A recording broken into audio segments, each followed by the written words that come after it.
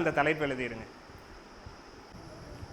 உங்கள் பெயர், அலைபேசி எண், உங்களுக்கு பிடித்த தெரிந்த எழுத்தாளர் பெயர், கூடவே இப்போ உங்களை கவிதை எழுத சொன்னால் என்ன தலைப்பில் உங்களுக்கு எழுத வரும், என்ன தலைப்பில் எழுதலான்னு ஆசை இருக்குது, நீங்கள் எழுதுறீங்களோ இல்லையோ அந்த தலைப்பு எழுதிட்டு. இன்றைக்கு நம்ம கவிதைகளை பற்றி தான் நான் பேசணும்.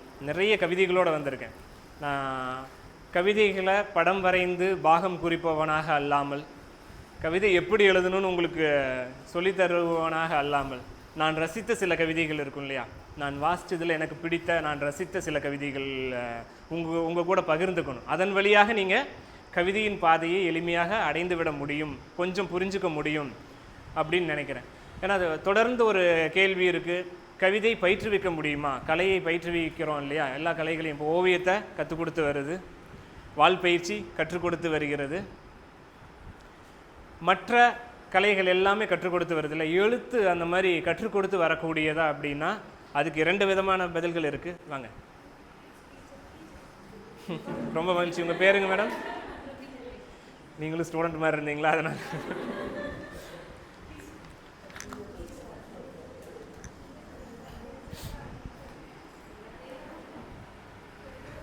அந்த மாதிரி எழுத்தை கற்றுக் கொடுத்து வந்துவிடுமா அப்படின்னா 2 விதமான பதில்களுமே இருக்குது.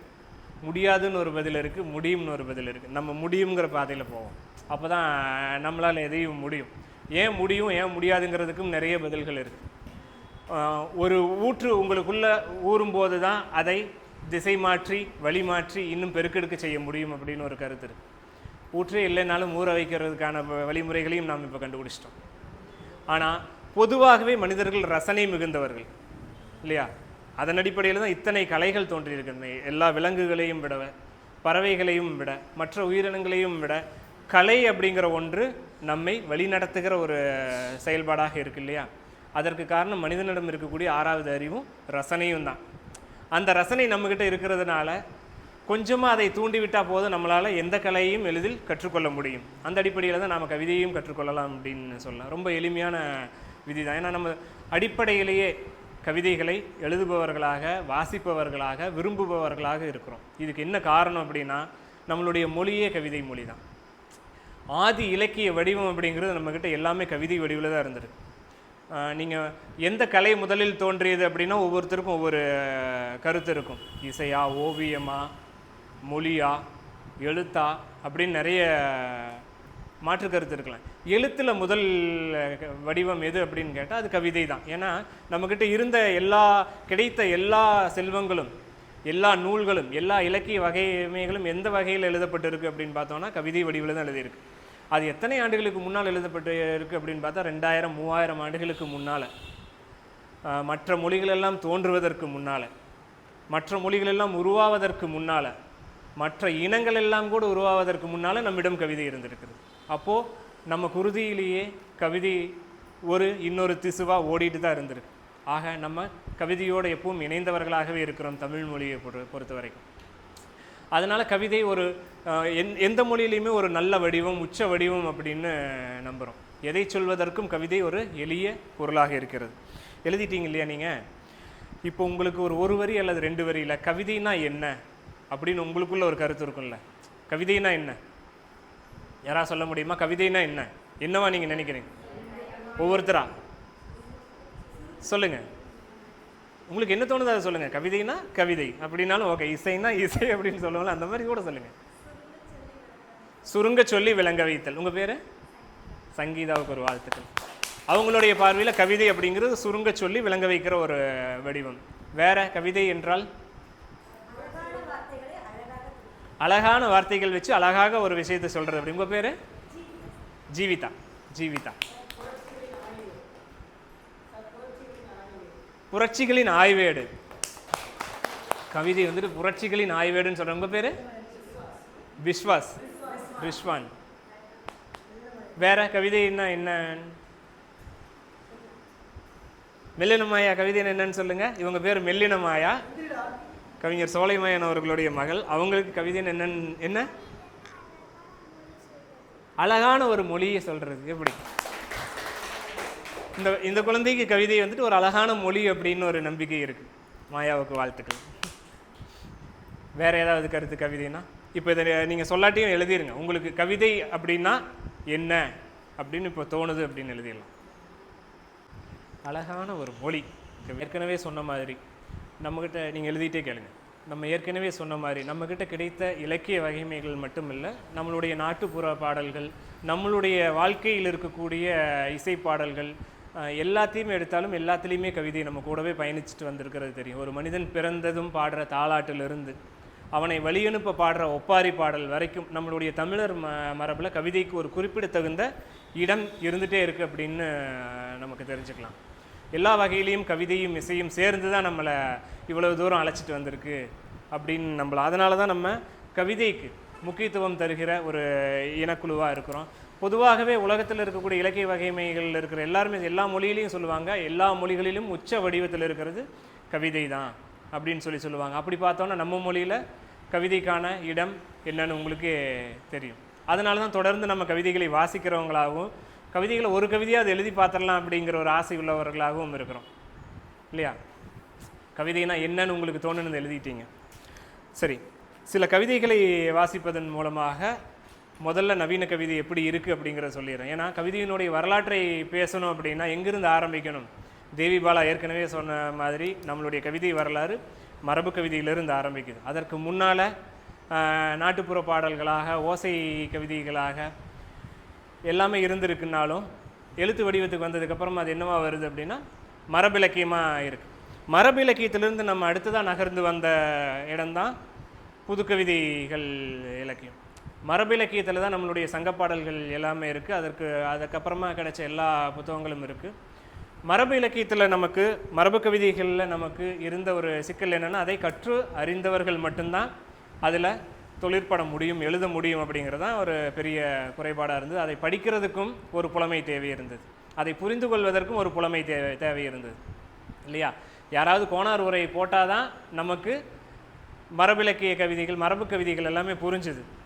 அப்புறம் அதை எழுதணும் அப்படின்னா முற்று முழுதாக இலக்கணம் நமக்கு தெரிஞ்சிருக்கணும். அந்த யாப்பின் அடிப்படையில் தான் கவிதைகளை எழுத முடிஞ்சது. அந்த யாப்பின் அடிப்படையில் எழுதுறதுக்காகவே தேவையற்ற சில சொற்களை சேர்த்த வேண்டியது இருந்தது, தேவையான சில சொற்களை அதில் இடம்பெற செய்ய முடியாமல் இருந்தது. இவ்வளவு இடர்பாடுகள், இவ்வளவு ஒரு குறைகள் அதில் இருந்து, அது குறைன்னு இல்லை, அவ்வளவு கட்டுப்பாடுகள் இருந்ததுனால அதிலிருந்து வெடிச்சிட்டு வெளியில் வர வேண்டிய சூழல் புது கவிதைக்கு வந்தது. அது எப்போ வருது அப்படின்னா இலக்கியம், கலை, கவிதை போராட்டத்துக்கான ஒரு கருவியாக மாறும்போது தான் அந்த வெடிப்பே நிகழுது அப்படின்னு நினைக்கிறோம். அது தமிழில் மட்டுமா, மற்ற மொழிகளில் மட்டுமல்ல, இல்லை, உலகளாவிய ஒட்டுமொத்த நகர்வு தான் மரபிலக்கியத்திலிருந்து புத்திலக்கியத்துக்கு ஒரு பெரிய நகர்வாக இருந்தது. ஒரு மனிதன், சாதாரண மனிதன் தான் உயர்த்தி பேச ஒரு குரல் தேவைப்பட்டது, எதிர்த்து பேச ஒரு மொழி தேவைப்பட்டது. அப்படிங்கும்போது உருவானது தான் புதுக்கவிதை இலக்கியம். புதுக்கவிதைக்கு இலக்கணம் தேவையில்லை, வரிகள் கட்டமைப்பு தேவையில்லை. இப்போ நேரிசை ஆசிரியப்பால் தான் இது இருக்கணும், எதுகை மோனையோடு தான் இருக்கணும், இந்த இலக்கண விதிகளுக்கு உட்பட்டு தான் இந்த கவிதை இருக்கணும் அப்படின்னு இருக்கிறது தான் மரபு கவிதை. அதிலிருந்து உடச்சிட்டு வெளியில் வரும்போது புதுக்கவிதை என்னென்னா யார் வேண்டுமானாலும் எழுதலாம். யாருக்கெல்லாம் எழுத படிக்க தெரியுமோ, யாரிடமெல்லாம் கருத்துக்கள் இருக்கின்றனோ, யாரிடமெல்லாம் குரல் இருக்கிறது, அவர்களெல்லாம் அந்த குரலை எழுப்பலாம் அப்படிங்கிற ஒரு சுதந்திரம் புதுக்கவிதைக்கு கிடைச்சிது. புதுக்கவிதையில் என்ன சொல்ல முடியும் அப்படின்னா, வாழ்க்கையில் நம்ம பேச வேண்டிய எல்லா பொருளையும் பேசுறதுக்கான ஒரு வாய்ப்பாக அமைஞ்சுது. அதனால தான் அது போராட்டத்தின் மொழியாக எளிமையாக மனிதர்களிடம் சென்று சேர்ந்தது. ஒரு வீதி போராட்டமாக இருந்தாலும் சரி, ஒரு தேசத்துக்கான போராட்டமாக இருந்தாலும் சரி, புதுக்கவிதை அங்கே ஒரு மிக முக்கியமான பங்கு வகித்தது. இது மேலை நாடுகளிலிருந்து நம்ம நாடு வரைக்குமே ஒரு பொதுவான விதி. அதனால் ஒரு 10% பேர் எழுதிட்டு இருந்த ஒரு மரபிலக்கியத்திலிருந்து 80-90% பேர் எழுதக்கூடிய ஒரு இலக்கியமாக புதுக்கவிதை இலக்கியம் வந்தது. அதனால தான் நிறைய பேர் புதுக்கவிதைக்குள்ளே வந்தாங்க. புதுக்கவிதையில் உங்களுக்கு நிறைய இயக்கங்களை பற்றி தெரிஞ்சிருக்கணும். வானம்பாடி இயக்கம் உட்பட நிறைய இயக்கங்களாக கவிஞர்கள் இணைந்து அந்த புதுக்கவிதைகளை ஒரு பெரிய ஒரு திரள் அமைப்பாக உருவாக்கி அதை கொண்டு வந்தாங்க. அந்த வகையில் புதுக்கவிதை ஒரு காலகட்டத்தில் அது கொஞ்சம் பழமையாக பார்க்கப்பட்டு அடுத்தது நவீன இலக்கியத்துக்கு மனிதர்கள் முன்னேறுகிறார்கள். அதுவும் உலகளாவிய நகர்வு தான். ஒரு மொழியில் ஒரு இடத்துல இருந்து மட்டுமே ஆரம்பிச்சதுன்னு அதை சொல்லிட முடியாது. நவீன கவிதைக்கும் புது கவிதைக்கும் என்ன வித்தியாசம் அப்படின்னு கேட்குறவங்களுக்கெல்லாம் ஒரு பதில் எப்போவுமே வழக்கமாக இருக்கும். புதுசுக்கும் புதுமைக்கும் இருக்கிற வித்தியாசம்தான் ஏன்னா நவீனம் அப்படிங்கிற வடமொழி சொல்லுக்கு அர்த்தம் என்னென்னா புதுமை, வேற ஒன்றில் இல்லாத ஒன்று இதில் இருக்குது அப்படிங்கிறது தான். இப்போ இந்த எழுதுகோள் புதுசா அப்படின்னு நீங்கள் கேட்டிங்கன்னா நான் என்ன சொல்லுவேன், என்ன அர்த்தமாக இருக்கும்? இந்த எழுதுகோள் புதுசுன்னு நான் சொன்னேன்னா என்ன அர்த்தமாக இருக்கும்? ரெண்டு பதில் இருக்குது. இந்த எழுதுகோள் புதுசு அப்படின்னு சொல்கிறேன், புதுமையானதுங்கிறேன். புதுமையானதுன்னு சொல்கிறேன். இந்த ரெண்டுக்கு என்ன வேறுபாடுன்னு புரிய முடியுதா? புதியது புதுமையானது அப்படிங்கிறதுக்கு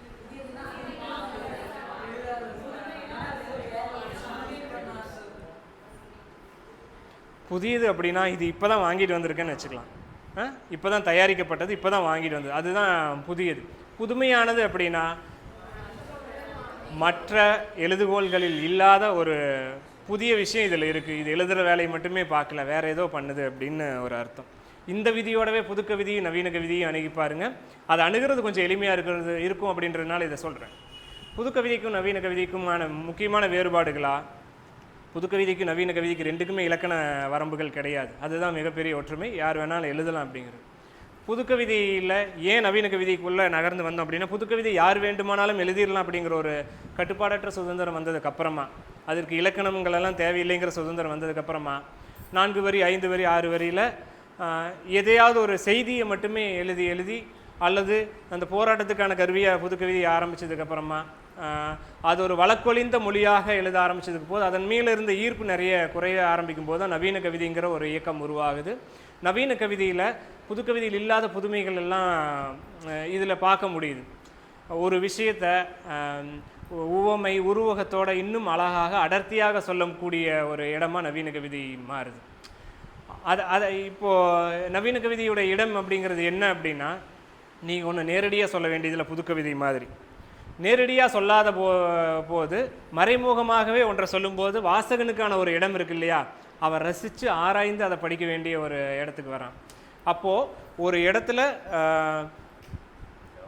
எழுத்தாளன் தான் நினைக்கிறத நேரடியாக வாசகனுக்கு கடத்துறதுக்கும் வாசகனே அதுக்குள்ளே உணர்ந்துக்கிறதுக்குமான ஒரு வித்தியாசம்தான். அது இன்னும் கொஞ்சம் ஒரு புதிர்பாதையாக இருக்கா, இன்னும் கொஞ்சம் வாசகன் தன்னை இன்வால்வ் பண்ணிக்கணும் அப்படின்னு நினைக்கிறான் இல்லை இந்த கவிதையில். எழுத்தாளன் ஒன்று சொல்கிறான், அதை நேரடியாக நீ அப்படியே புரிஞ்சுக்கணுங்கிற அவசியம் இல்லை. உனக்கு இந்த நேரத்தில் என்ன தேவையோ, உனக்கு இந்த நேரத்தில் என்னவா அது தோணுதோ அப்படி புரிஞ்சுக்கோ அப்படிங்கிற ஒரு இடம் நவீன கவிதையில் இருக்குது. இது ரொம்ப முக்கியமான வேறுபாடு அப்படின்னு நினைக்கிறேன் புது கவிதைக்கும் நவீன கவிதைக்கும். நவீன கவிதை ஒரு வாசகனுக்கான ஒரு திறந்த இடமா இருக்குது. ஆனாலும் அவனுக்கு ஒரு பல்வேறு சாத்தியப்பாடுகள் உள்ள ஒரு விஷயத்தை நேரடியாக நீ இப்படியே புரிஞ்சுக்க வேண்டியதில்லை, நிறைய வழி இருக்குது இது வந்து அடையிறதுக்கு, நிறைய விதமாக புரிஞ்சுக்கலாம் அப்படிங்கிற ஒரு நல்ல சூத்திரத்தையும் தரக்கூடிய ஒரு இடமா நவீன கவிதை இருக்குது அப்படின்னு சொல்லலாம். கவிதை மீதான நம்பிக்கை இருக்கு இல்லையா, அது எனக்கு ரொம்ப அசாத்தியமானது. ஏன்னா தொடர்ந்து கவிதைகளை நம்புபவனாக, கவிதைகளை எழுதுபவனாக, கவிதைகளை பற்றிய பேசுபவனாக இருக்கேன் அப்படிங்கிறதுனால சில கவிதைகளை உங்களுக்கு வாசிச்சுட்டு அப்படியே நான் இந்த அமர்வுக்குள்ளே போகிறேன். இந்த அமர்வில் நான் முதல்ல வாசிக்க போகிறது கவிஞர் வெயிலுடைய ஒரு கவிதை. கவிதை நம்புகிறது. பெரும் பொய்களின் சூறாவளிக்கு நடுவே ஓர் எளிய உண்மையை அணைந்திடாமல் எப்படி ஏந்தி செல்வது? குழம்பி நிற்கும் ஒரு சிவப்பு எறும்பை பார்த்தேன். அது நசுக்கப்பட்டிருந்தது, ஆனாலும் நகர்ந்தது. தன் வேதி ஈரக்கோடுகளை சிந்தியபடி மெல்ல மெல்ல ஊர்ந்தது. பின் ஒரு எறும்பு அக்கோட்டை அடையாளம் கண்டு கொதித்தது. அது பார்ப்பதற்கு உங்களைப் போலவோ என்னை போலவோ இருந்தது. யாவும் பொது, எல்லாமே பொது. இங்கே யாவும் பொது என அது முஷ்டியை உயர்த்திய போது உலகம் சிரித்தது. ஆனாலும் கவிதை நம்புகிறது. சிறிய எறும்பின் முஷ்டியே என்ற போதும் அது அறத்தின் மாபெரும் செங்கோல். சிறிய எறும்பின் முஷ்டியே என்ற போதும் அது அறத்தின் மாபெரும் செங்கோல்.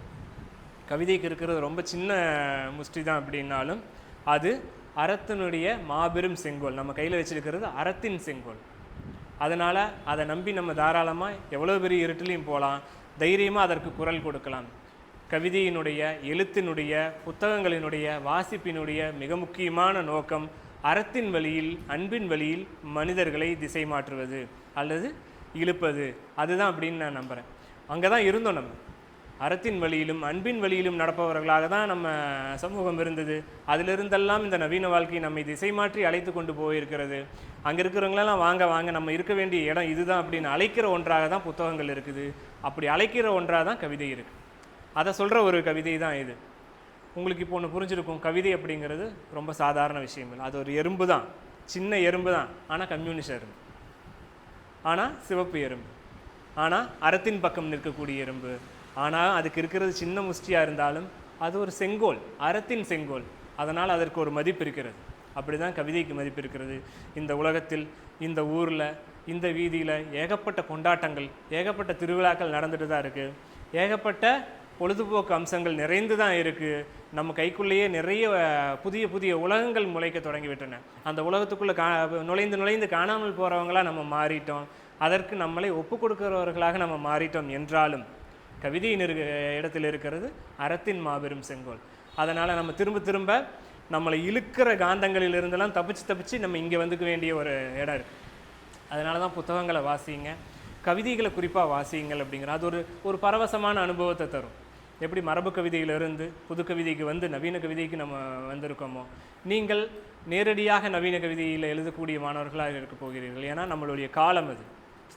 நீங்கள் தமிழ் வாசிக்கிறவங்களா, தமிழ் படிக்கிறவங்களா இருக்கீங்க இல்லையா? நீங்கள் எல்லா வகையான இலக்கியங்களையும் படிக்கிறீங்க, உங்களுக்கு பாடத்திட்டத்தில் இருக்கிறது. நாம் தேடி வாசிக்க வேண்டியதுன்னு ஒன்று இருக்கு இல்லையா? பாடப்புத்தகங்களை தாண்டி நாம் தேடி வாசிக்க வேண்டியது ஆயிரக்கணக்கில் அல்ல, லட்சக்கணக்கில் புத்தகங்கள் இருக்கின்றன. ஒரு பாடத்திட்டம் என்ன நமக்கு சொல்லிக் கொடுக்குமோ அதற்கு வெளியில் இருக்கக்கூடியது ஒரு இந்த டிப் ஆஃப் ஐஸ்பர்க்னு சொல்கிறோம் இல்லையா? அவ்வளவு பெரிய மிகப்பெரிய உலகம் நமக்கு அதுக்கு வெளியே இருக்குது. பாடப்புத்தகம் ஒரு சின்ன சாவி, அதை வைத்து நம்ம திறக்க வேண்டியது மிகப்பெரிய கதவு. அதற்கு அந்த கதவை திறந்துட்டிங்கன்னா போதும், வாசிப்புலேயும் எழுத்துலேயும் நீங்கள் கரைந்து போகக்கூடிய தருணங்கள் நிறைய இருக்கின்றன. மரபு கவிதை நம்மளுடைய மொழியுடைய உன்னதங்களை யாப்பின் கட்டமைப்போடு சொல்லுச்சு அப்படின்னு சொல்கிறோம் இல்லையா? இப்போது நவீன கவிதை எழுத ஆரம்பிச்சிட்டோம். நவீன கவிதையில் பேசுவதற்கான இடம், எதை பற்றியெல்லாம் பேசலாம் அப்படின்னு சில விஷயங்கள் இருக்குது. இப்போது மரபு கவிதைகளில் பெரும்பாலும் சங்க இலக்கியத்தில் அகம் புறம் ரெண்டுமே இருந்தது. அதற்கப்புறமா பக்தி இலக்கிய காலம் இருந்தது, கடவுளை அதிகமாக பாடுது. அரசனை பாடுற இடம் இருந்தது, கடவுளை பாடுற இடம் இருந்தது. அகத்தில் தலைவனும் தலைவியும் பேசிக்கொள்ளுற இடம் இருந்தது. இதையெல்லாம் தாண்டி நவீன கவிதையில் சமூகத்தையும் அகத்தையும் பாடுற இடத்துக்கு நம்ம வந்திருக்கிறோம். ஒன்று, இந்த சமூகத்தை பற்றி ஏதாவது நம்ம பேசணும், நேரடியாகவோ மறைமுகமாகவோ. இன்னொன்று, தனி மனித அகத்தை பற்றி பேசுவது. இந்த காலம் அப்படிங்கிறது அகத்தை அதிகமாக கூர்ந்து கவனிக்க வேண்டிய காலம். நம்ம எங்கே வந்து நிற்கிறோம் அப்படின்னா, நமக்கு இருக்கக்கூடிய புறச்சிக்கல்களை நம்ம எந்த நாடு நம்ம நாடு மேலே போர் தொடுக்கலை. இன்றைக்கு நேரடியாக எந்த நாடு நம்ம நாடு மேலே குண்டு போடலை. ஆனாலும் நம்ம கவலையாக இருக்கும், ஆனாலும் நம்ம தனித்திருக்கோம். நம்ம சொந்தங்களோடு இருந்தாலும் நம்ம தனித்திருக்கோம், நண்பர்களோடு இருந்தாலும் நம்ம தனித்திருக்கோம். நமக்குள்ளே ஏதோ ஒன்று சதா நிகழ்ந்துகிட்டே இருக்கு. ஏதோ ஒன்று நம்மளை ஒரு பாதையிலேருந்து இன்னொரு பாதைக்கு திசை திருப்பிக்கிட்டே இருக்கு. அது இந்த நவீன வாழ்க்கை தந்த அழுத்தம் இல்லையா?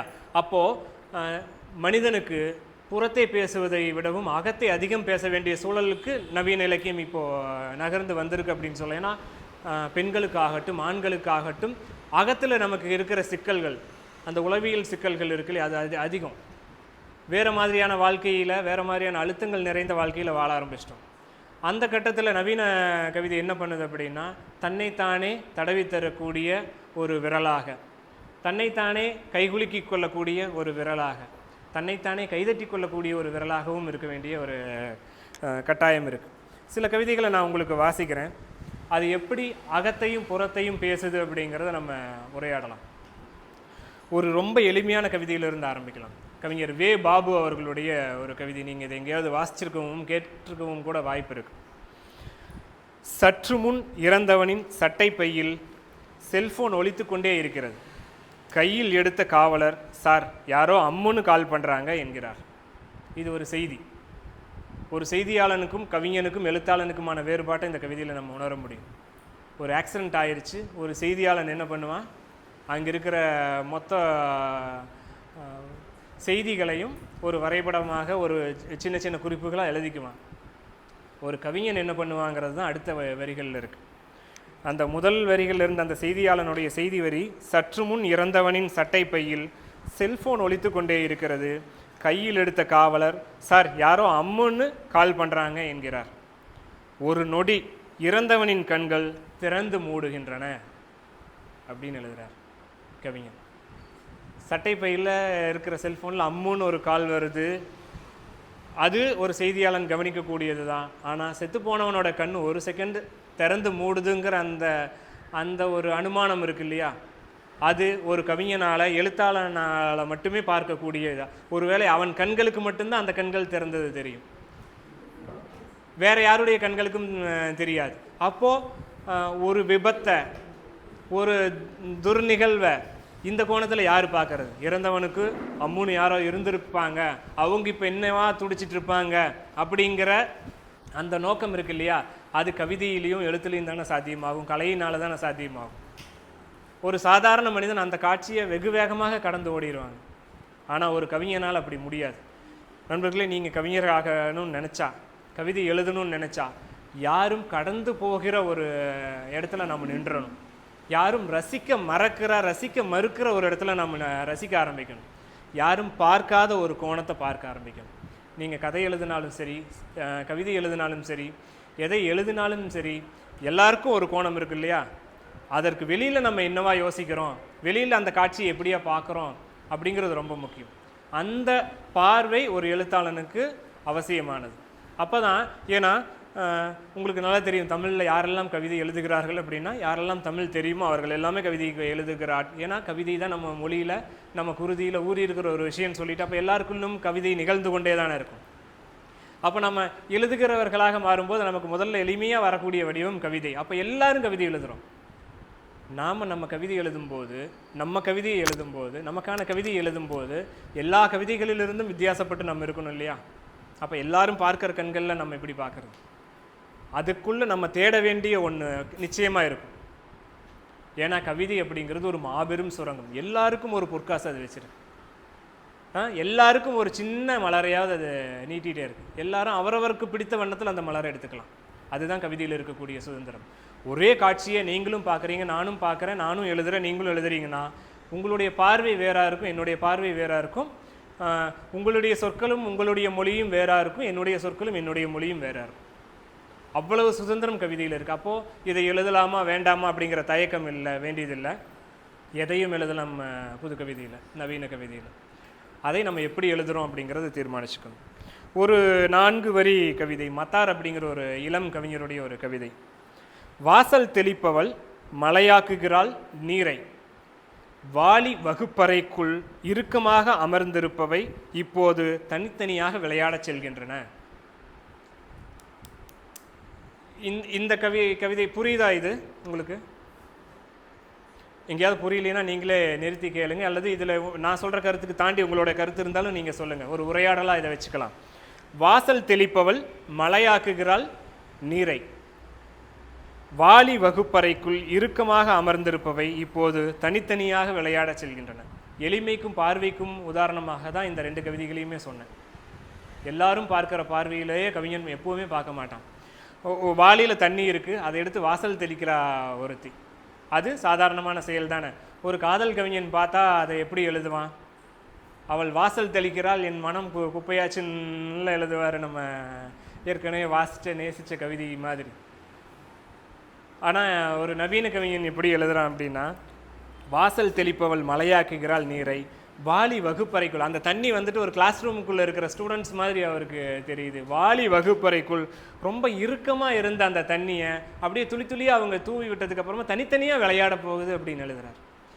இது சும்மா சாதாரணமாக பார்க்குறதுக்கு சாதாரண கவிதையாக இருக்கும். ஒரு முறைக்கு 2 முறை வாசிக்கும்போது அது நமக்கு தர்ற அந்த வாசிப்பு அனுபவம் இருக்கு இல்லையா, அந்த சுகம் இருக்கு இல்லையா. நவீன கவிதை அப்படிங்கிறது வாசிப்பை கோருபவை, நம்மளுடைய உழைப்பை கோருபவை. சும்மா தள்ளி நின்றுட்டு அது ஒரு முறை வாசித்த உடனே அது நமக்கு ஒரு அனுபவத்தை கொடுத்துரும், நமக்கு ஒரு சுகத்தை கொடுத்துரும். இந்த கவிதையை சாதாரணமாக கடந்து போயிடக்கூட முடியும். ஆனால் இந்த கவிதைக்குள்ளே உட்காந்து ஒரு முறைக்கு 2 முறை வாசித்தோன்னா அந்த வாலி, வகுப்பறை, அந்த தண்ணீர், அந்த குழந்தைகள், இந்த 4 சொற்களை வச்சுக்கிட்டு நம்ம புதிய புதிய கவிதைகள் எழுத முடியும், புதிய புதிய காட்சிகளை காண முடியும். அதுதான் நவீன கவிதையினுடைய பலம் அப்படின்னு சொல்லலாம். அப்புறம் கவிதையில் எதையெல்லாம் எழுதலாம் அப்படின்னு நினைக்கிறோம் இல்லையா? இப்போது உங்களுடைய கவிதையிலேருந்து ஒரு 4 பேர் எனக்கு சொல்லுங்கள். எதை நீங்கள் கவிதை இப்போ எழுத சொன்னால் என்ன எழுதுவேன்னு நீங்கள் எழுதியிருந்தீங்க இல்லையா? நீங்கள் சொல்லுங்கள், எதை பற்றி எழுதுவேன்னு எழுதியிருக்கீங்க? எழுந்து கொஞ்சம் சத்தமாக சொல்லுங்கள், எல்லோரும் கேட்குறோம். மரத்தை பற்றி எழுதுவேன்னு சொல்லியிருக்கீங்க. இயற்கையை பற்றி, மனிதனை பற்றி, மலையை பற்றி. மொத்தமாக இயற்கை அவங்களுடைய மிக முக்கியமான விருப்ப பொருளாக இருக்குது. நீங்கள் என்ன எழுதியிருக்கீங்க? மலை. நீங்கள் இயற்கை, நண்பர்கள் பற்றி. நீங்கள் காதல், அன்பு, அம்மா. நீங்கள் வாழ்க்கையை பற்றி. நீங்கள் நீரின் பயணம். அடுத்து பின்னால் மேகம். நீங்கள் புகழ்ச்சி, புரட்சி, பெண்கள், பசி, காதல். முதல்ல இருந்து புரட்சியில் ஆர்வமாக இருக்கீங்க, ரொம்ப மகிழ்ச்சி. புரட்சியில் ஆர்வமாக இருக்கிறதா. நீங்கள் என்ன சொன்னீங்க? நீங்கள் அழிவு. வேறு யாராவது வித்தியாசமாக ஏதாவது எழுதியிருக்கீங்கம்மா? நம்ம யாராவது அப்படி வித்தியாசமாக எழுதியிருந்தா நான் இது எழுதியிருக்கேன்னு சொல்லுங்களேன்.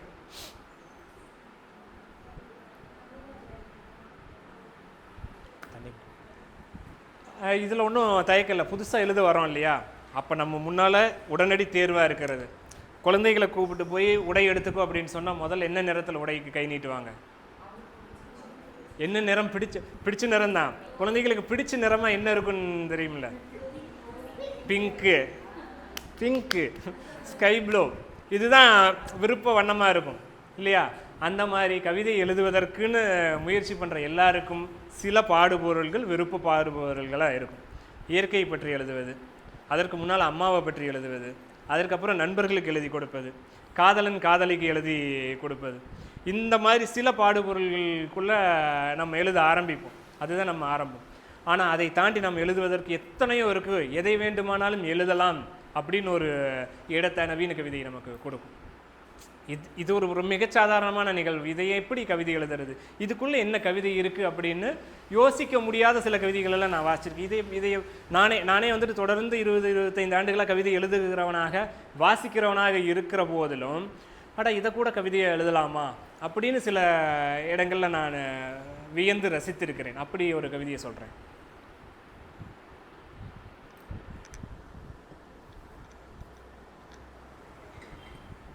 உலோக நதின்னு ஒரு கவிதையை வாசித்தேன் சமீபத்தில். கவிஞர் ரா கவியரசு அவர்களுடைய உலோக நதி. உலோகம்னா என்னன்னு தெரியுதுல்ல உங்களுக்கு? என்னது உலோகம்னா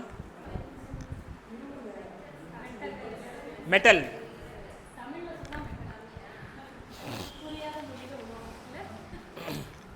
சரி, அவர் எழுதின அந்த உலோக நதி கவிதையை வாசிக்கிறேன். அது எதை பற்றி அப்படிங்கிறது உங்களுக்கு புரியும்.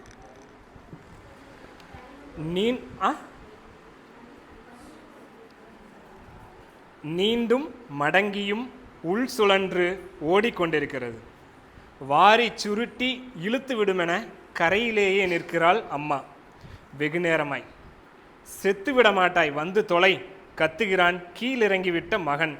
விரைகின்றன சூட்கேஸ் படகுகள். இப்போ ஏதாவது உங்களுக்கு ஒரு சித்திரம் உங்கள் மனசுக்குள் உருவாகுதா? எதை பற்றியா இருக்குன்னு ஒரு எண்ணம் வருதா? நீண்டும் மடங்கியும் உள் சுழன்று ஓடிக்கொண்டிருக்கிறது. வாரி சுருட்டி இழுத்து விடுமென கரையிலேயே நிற்கிறாள் அம்மா வெகு நேரமாய். செத்து விட மாட்டாய் வந்து தொலை கத்துகிறான் கீழிறங்கிவிட்ட மகன். விரைகின்றன சூட்கேஸ் படகுகள். முன் வைப்பதும் பின் வாங்குவதுமாக நடுங்கிக் கொண்டிருக்கிறது ஒரே ஒரு பாதம்.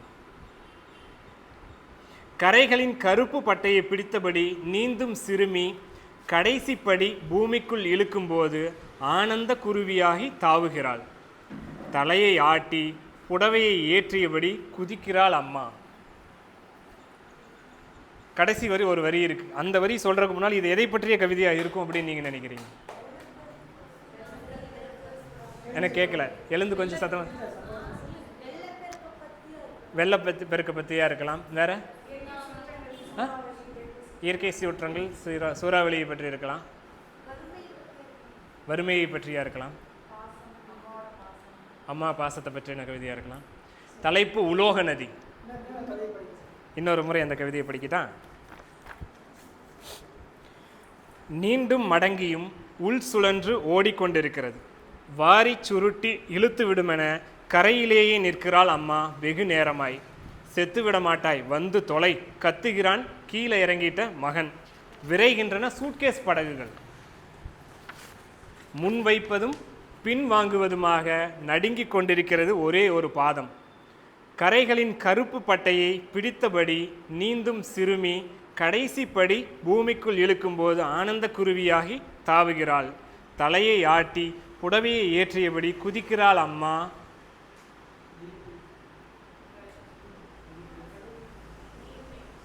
நீர்வீழ்ச்சி, தொழிற்சாலை. கடைசி வரி என்ன அப்படின்னா கடற்கரை. சூட்கேஸ் படகுகள்னு ஒரு கவிதைக்கு எப்பவுமே சில கீவேர்ட்ஸ் இருக்குன்னு நம்ம இப்போ நவீன கவிதை நிறைய பேருக்கு புரியலை அப்படின்னு சொல்கிறாங்க இல்லையா. அதற்கு காரணம் என்னன்னா நவீன கவிதை நம்மளுடைய உழைப்பை கோருபவை அப்படின்னு சொல்லியிருக்கேன். சும்மா ஒரு வாசகனா ஒரு 4-5 காதல் கவிதைகளை வாசிச்சுட்டு போகணும், மேலோட்டமாக சில ஹைக்கூ கவிதைகளை வாசிச்சுட்டு போகணும் அப்படிங்கிற மாதிரி இல்லாமல் வாசகன் கொஞ்சம் அறிவோடு இருக்கணும் அப்படின்னு நினைக்கிறது நவீன கவிதையுடைய வேலை. வாசகன் எழுத்தாளனுடைய சிந்தனைக்கு ஒத்து வரணும் அப்படிங்கிறது நவீன கவிதையோட வேலை. இதுவும் அவ்வளோ சிக்கலான கவிதை இல்லை. ஒரு நவீன கவிதைக்கு இடையில அல்லது ஆரம்பத்தில் முடிவில் சில கீவேர்ட்ஸ் இருக்கும். அந்த வார்த்தைகள் தான் அந்த கவிதையை திறக்கக்கூடிய சாவியாக இருக்கும். இந்த கவிதையில் எதெல்லாம் நான் கீவேர்ட்ஸ் அப்படின்னு பார்க்குறேன் அப்படின்னா, தலைப்பே ஒரு கீவேர்டு தான், உலோக நதி. அப்படின்னாலே நம்ம யோசிக்க ஆரம்பிக்கணும், உலோகத்தில் நதி இருக்குமா? மெட்டல் ரிவர், மெட்டல் ரிவர்னு யோசிக்க ஆரம்பித்தாலும் தெரியும். அப்போது அந்த பொருள் உலோகத்தில் தான் இருக்கும், மெட்டலில் தான் இருக்குது. ஓகே, நீண்டும் மடங்கியும் உள் சுழன்று இது எல்லாத்தையும் கூட விட்டுருங்க. சூட்கேஸ் படகுங்கிறது ஒரு நல்ல கீவேர்டு. சூட்கேஸ் ஒரு படகுல போகிற மாதிரி எங்கே போகும்னு யோசிக்கணும். பயணம்,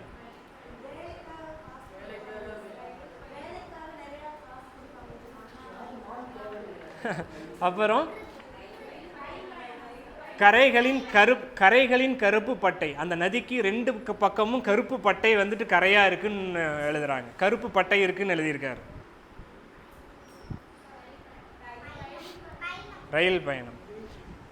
அந்த அம்மா ஒரு காலை முன் வைக்கிறதும் பின்னால வைக்கிறதும் தயங்கி தயங்கி வைக்கிற அம்மாவா இருக்காங்க. 3 கீவேர்டு இருக்கு.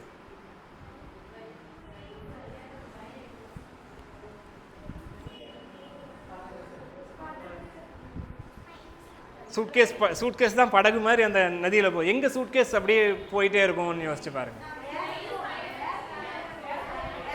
ஏர்போர்ட்டில் பக்கம் வந்துட்டீங்க.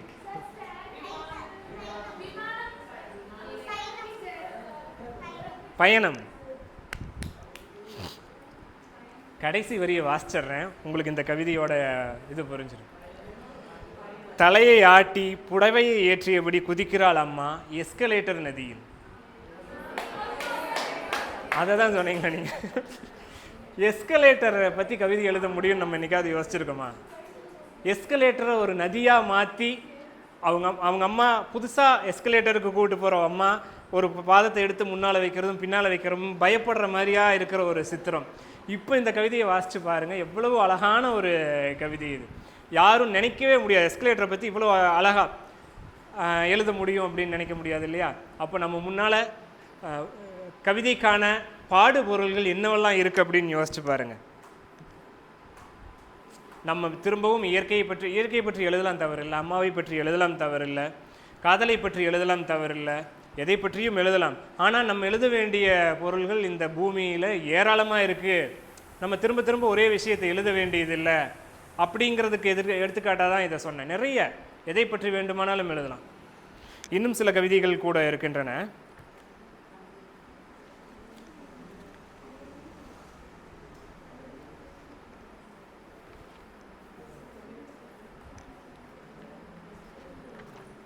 சரி, அடுத்ததாக கவிதை எவ்வளவு நீளமாக இருக்கலாம்? இப்போது நம்ம மரபு கவிதையில் குரல் வெண்பானா 2 வரி தான் இருக்கணும், ஆசிரியப்பானா 4 வரி தான் இருக்கணும். கட்டுப்பாடுகள் இருக்கா? புது கவிதையில் அந்த கட்டுப்பாடு இல்லை. எவ்வளோ நீளமாக வேணாலும் எழுதலாம், எப்படி வேணாலும் எழுதலாம். ஒரே கவிதையில் ஒரு புத்தகம் போடலாம் இல்லையா? அவ்வளோ நீளமானாலும் இருக்கலாம். நீளமாகவும் இருக்கலாம், குறைவான வரிகளிலும் இருக்கலாம்னு இருக்குது. அதை எப்படி முடிவு பண்ணுறது? எது முடிவு பண்ணும்? இப்போ உங்களுக்குள்ள உங்ககிட்ட ஒரு கேள்வி கேட்குறேன். ஒரு கவிதை எத்தனை வரிகளுக்குள்ளே இருந்தால், எவ்வளவு நேரத்துக்குள்ளே முடிஞ்சால் உங்களுக்கு மகிழ்ச்சியாக இருக்கும்? சின்னதாக இருந்தால் உங்களுக்கு பிடிக்குமா, இல்லை ரொம்ப நீளமாக இருந்தாலும் பிடிக்குமா? எல்லாருக்கும் சின்னதாக இருந்தால் தான் பிடிக்கும். ஏன்னா அந்த மாதிரியான ஒரு உலகத்தில் தான் நாம் இருக்கோம். நேரம் இல்லை நமக்கு வாசிக்கிறது. இந்த கேள்வியும் எனக்கு கேள்வியாக வந்ததுலேருந்து தான் உங்களுக்கு பதிலாக நான் எடுத்துகிட்டு வந்திருக்கேன். இப்போது கவிதையில் ரொம்ப நீளமாக எழுதுகிறாங்களே, அதெல்லாம் அவசியமா அப்படின்னு ஒரு கேள்வி. ரொம்ப நல்லா வந்திருக்க வேண்டிய ஒரு கவிதையை 2 வரியில் 3 வரியில் சுருக்கிட்டாங்கன்னு ஒரு குற்றச்சாட்டு. இந்த ரெண்டுக்கும் இடையில் ஒரு பதில் இருக்குது. கவிதையோடைய நீளத்தை யார் தீர்மானிக்கணும் அப்படின்னா, கவிதை தான் தீர்மானிக்கணும். அந்த கவிதைக்கு இவ்வளவு நீளம் தேவையா அப்படிங்கிறத அந்த கவிதை தான் தீர்மானிக்கணும். ஒரு கவிதையை இவ்வளவு வரிகளுக்குள்ளேயும் சொல்லலாம், இவ்வளவு வரிகளுக்குள்ளேயும் சொல்லலாம் அப்படிங்கிறதுக்கு எடுத்துக்காட்டாக 2 கவிதையை சொல்கிறேன். ஏன்னா நீங்கள் கவிதை எழுதும்போது இதெல்லாம் உங்களுக்கு நினைவுக்கு வந்தது அப்படின்னா உங்களுடைய கவிதையின் பாதையை நீங்கள் தீர்மானிச்சுக்க முடியும். என்னுடைய கவிதையை ஒரு கவிதையை வாசிக்கணும் அப்படின்னு நினைக்கிறேன். அப்பாவை ஒரு மண் குடுவையில் அடைத்து வெள்ளை துணியால் சுற்றி கொடுத்தார்கள். 6 நோக்கி நடந்தவன் 6-7 முறை தடுமாறி விட்டான். குடுவைக்குள் கத்தியபடி இருந்திருப்பார் அப்பா. மின்மயானத்துக்கும் ஆற்றுக்கும் இடையில் பழகிய பாதைதான். பால்யத்தின் நினைவில் சவ்வு மிட்டாய் வேண்டுமா, இளநீருக்கு வண்டியை நிறுத்தவா என்று கேட்டபடியே வந்தார். இவன் கண்ணீரை பதிலாக்கி கொண்டே நடக்கிறான். வழியில் அடகு கடையில் நின்று இவனது கல்லூரி கட்டணத்துக்கு அம்மாவின் கம்மல்களை யாருக்கும் தெரியாது அடகு வைக்கிறார். வயல்வெளியில் கூலிக்கு களையெடுக்கப் போகிறேன் என்கிறார். ஆற்றை நெருங்கியவுடன் நீச்சல் கற்றுத்தர சுரைக்காய் கட்டி தள்ள முனைகிறார். வேண்டாம் வேண்டாம் என கதறியவன் புகை மண்டலமாக கருத்து கிடந்த அப்பாவை அப்படியே கவிழ்த்து விட்டான். நான் இருக்கிறேன், பயப்படாதே, குதி குதி என்ற அப்பா அப்படியே பிளக் பிளக் என அடங்கி போனார். இது நான் எப்போ எழுதின கவிதை அப்படின்னா, எங்கள் அப்பா இறந்ததுக்கப்புறமா அவருடைய அஸ்தியை கொண்டு போய் ஆற்றில் கரைச்சதுக்கப்புறமா வீட்டுக்கு வந்த அந்த நினைவுகளிலிருந்து தப்பிக்க முடியாமல் பல நாட்களாக அழுது பல மாதங்களாக அந்த நினைவிலேயே இருந்தேன். ஏன்னா ரத்தமும் சதையுமாக நம்மளுடைய கதாநாயகனாக இருந்த நம்ம அப்பா திடீர்னு ஒரு நாள் இறந்துட்டார். அவரை கொண்டு போய் மின்மயானத்தில் கொடுத்து ஒரு சூடத்தை ஏற்றி நெஞ்சில் வச்சதையும் அவர் ஒரு மிகப்பெரிய நெருப்பு அவரை சாப்பிட்டுருச்சு. வெளியில் திருப்பி அடுத்த நாள் காலையில் கொடுக்குறாங்க ஒரு சின்ன கலையத்தில், இதுதான் உங்கள் அப்பாவுடைய அஸ்தி அப்படின்னு கொடுக்குறாங்க. ஒரு மகனுக்கு அது எவ்வளோ வலிமிகுந்த ஒரு இடமா இருக்கும். நம்ம கவிதை எழுதுகிறவர்களாக இருக்கிறதுனால அந்த காட்சியை நான் கவிதை எழுதணும்னு நினச்சி இது எழுதுனதுக்கப்புறம் தான் அந்த துயரத்திலேருந்து கொஞ்சமாவது வெளியில் வர முடிஞ்சது. இது ஒரு காட்சி, அப்பாவுடைய மரணத்தை, அப்பாவுடைய அஸ்தியை பற்றி எழுதுறதுக்கு. இதுக்கு எனக்கு இவ்வளவு வரிகள் தேவைப்பட்டுச்சு. என்ன காரணம்னா, என் அப்பாவுடைய மொத்த வாழ்க்கையும் அப்பாவுக்கும் மகனுக்குமான உறவை வார்த்தைகளால் சொல்லிட முடியும் அப்படின்னு நம்பி இதை எழுதினேன். இந்த கவிதை உங்களுக்கு புரிஞ்சுது இல்லையா, என்னவா இருந்ததுன்னு? இன்னொரு முறை வாசிக்கணுமா? அப்பாவை ஒரு மண் குடுவையில் அடைத்து வெள்ளை துணியால் சுற்றி கொடுத்தார்கள். 6 நோக்கி நடந்தவன் 6-7 முறை தடுமாறி விட்டான். குடுவைக்குள் கத்தியபடி இருந்திருப்பார் அப்பா. மின்மயானத்துக்கும் ஆற்றுக்கும் இடையில் பழகிய பாதைதான். பால்யத்தின் நினைவில் சவ்வு மிட்டாய் வேண்டுமா, இளநீருக்கு வண்டியை நிறுத்தவா என்று கேட்டபடியே வந்தார். இவன் கண்ணீரை பதிலாக்கி கொண்டே நடக்கிறான். வழியில் அடகு கடையில் நின்று இவனது கல்லூரி கட்டணத்துக்கு அம்மாவின் கம்மல்களை யாருக்கும் தெரியாது அடகு வைக்கிறார். வயல்வெளியில் கூலிக்கு களையெடுக்கப் போகிறேன் என்கிறார். ஆற்றை நெருங்கியவுடன் நீச்சல் கற்றுத்தர சுரைக்காய் கட்டி தள்ள முனைகிறார். வேண்டாம் வேண்டாம் என கதறியவன் புகை மண்டலமாக கருத்து கிடந்த அப்பாவை அப்படியே கவிழ்த்து விட்டான். நான் இருக்கிறேன், பயப்படாதே, குதி குதி என்ற அப்பா அப்படியே பிளக் பிளக் என அடங்கி போனார்.